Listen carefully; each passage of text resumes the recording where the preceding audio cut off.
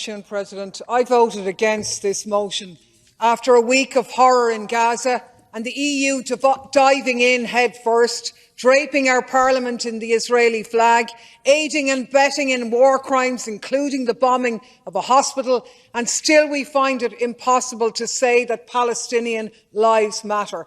We're still privileging one category of victims over another.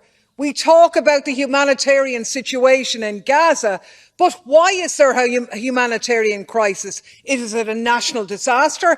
Who cut off the water, fuel and electricity? Are we not sure? Who is bombing Palestinian civilians? Do we not know? Do you think we could mention it?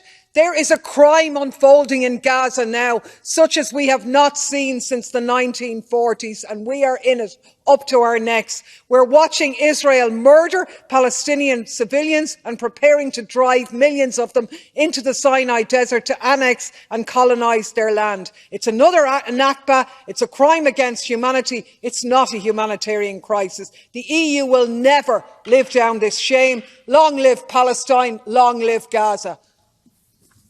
We voted against. It doesn't call for a ceasefire and it doesn't treat the victims equally. What Hamas did on October 7th was a brutal act of terrorism. Why do our EU leaders find it so difficult to call out the activities of Israel as terrorism? Why are they so reluctant to actually say that Israel is a terrorist state? Why are they so reluctant to say that Israel behaves like an apartheid state and refuses to respect international law? Why does the EU still call Israel its like-minded partner? How can this brutal, lawless regime be our like-minded partner?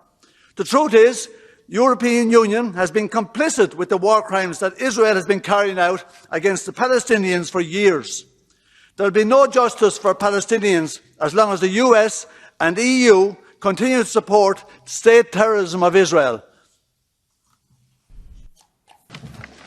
Thanks, President. A month has elapsed since the commencement of the unrelenting mass murder of Palestinians in Gaza. It's not a spiral of violence, Frau von der Leyen. It's genocide, openly declared and carried out by the apartheid state of Israel. Starvation, bombing, hospitals, ambulances, journalists, humanitarian routes. 10,000 dead, 1 in 200 Gazans killed.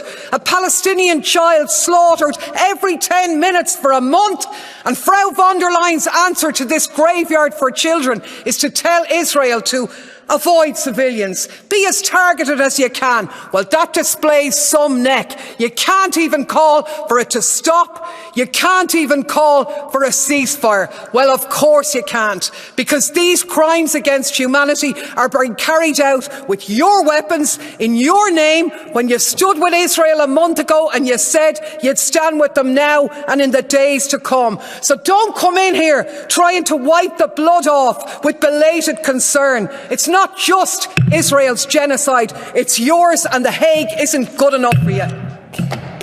Next speaker. Over 4,000 children have been killed by the colonial Israeli regime in 1 month.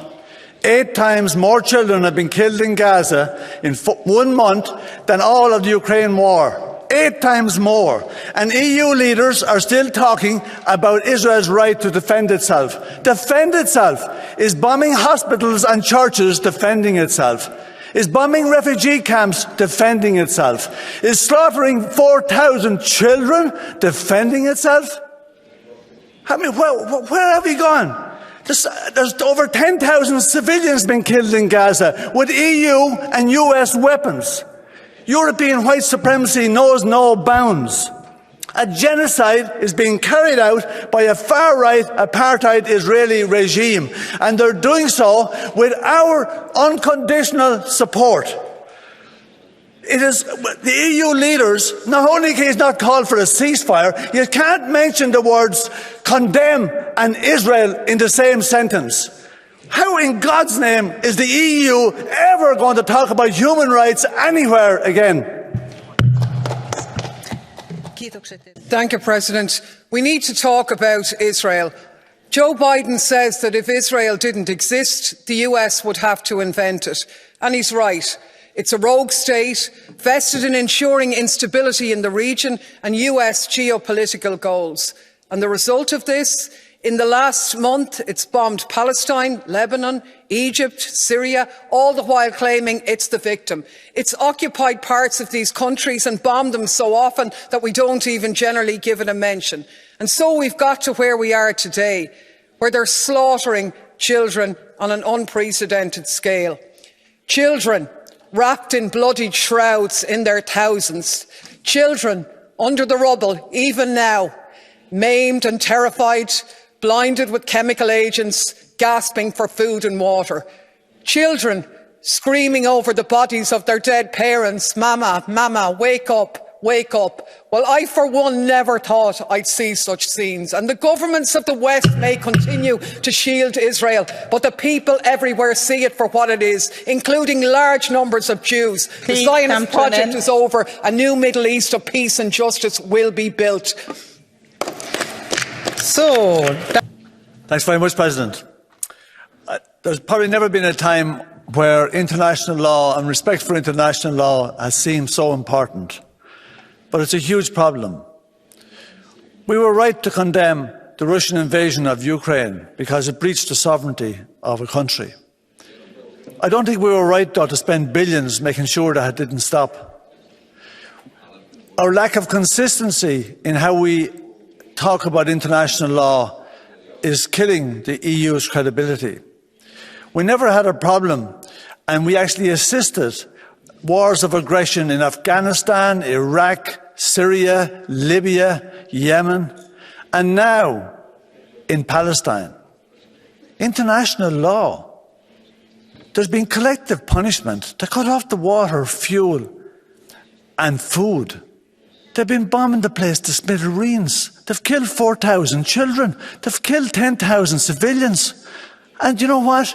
We haven't been able to condemn Israel. How can we ever talk about international law again?